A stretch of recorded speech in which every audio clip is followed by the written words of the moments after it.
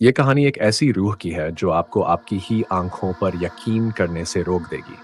ये घटना बुंदेलखंड के एक सुनसान इलाके की है जिसे लोग छलावे का डेरा कहते हैं। चेतावनी, ये कहानी कमजोर दिल वालों के लिए नहीं है। इसे अकेले में या रात के सन्नाटे में पढ़ना आपको मानसिक रूप से विचलित कर सकता है। अगर आपको अंधेरे से डर लगता है तो कृपया अभी देखना बंद कर। यह बात साल 2016 की है। सुमित नाम का एक सॉफ्टवेयर इंजीनियर अपने पुश्तैनी गांव लौट रहा था। उसकी बाइक रात के करीब 1 बजे एक सुनसान जंगल वाले रास्ते पर खराब हो गई। आसपास न कोई घर था, न ही कोई इंसान। पैदल ही बाइक खींच रहा था, तभी उसे सड़क के किनारे एक बूढ़ी औरत बैठी दिखी। उसने फटे पुराने कपड़े पहने थे और वह अपना चेहरा घुटनों में छिपाकर रो रही थी। सुमित ने पास जाकर पूछा, माँ जी, आप यहाँ इस वक्त क्या कर रही हैं? क्या मैं आपको कहीं छोड़ दूं?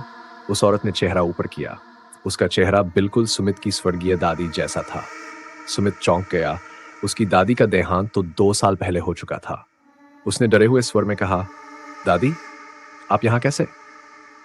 उस आकृति ने कहा, बेटा, मैं भटक गई हूँ, मुझे उस पुराने कुएं तक छोड़ दे, वहां मेरा घर है। सुमित सम्मोहन जैसी स्थिति में आ गया और उसके पीछे चलने लगा।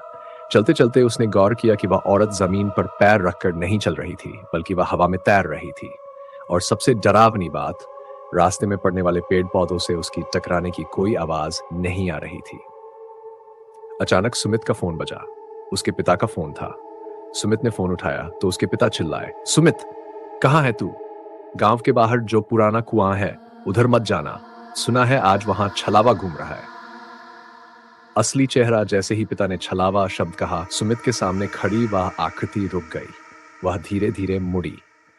अब उसका चेहरा उसकी दादी का नहीं था। उसका चेहरा मिट्टी जैसा मटमैला था, जिसमें आंखें नहीं थीं, सिर्फ 2 गहरे गड्ढे थे। वह चीज अचानक अपनी लंबाई बढ़ाने लगी। वह इतनी लंबी हो गई कि उसका सिर सड़क के किनारे वाले ऊंचे पेड़ की टहनियों को छूने लगा। वह छलावा सुमित की आवाज में खिलखिलाकर हंसा और बोला, अब बहुत देर हो गई सुमित, कुआं बस 2 कदम दूर है। सुमित ने देखा कि वह कुएं के बिल्कुल किनारे खड़ा था। 1 कदम और वह नीचे मौत के मुंह में होता। सुमित ने अपनी जेब से लोहे की चाबी निकाली और जोर से चिल्लाते हुए भागने लगा। कहते हैं कि छलावा लोहे और मंत्रों से डरता है। अगली सुबह सुमित बेहोश मिला। उसके कपड़ों पर मिट्टी और श्मशान की राख लगी थी।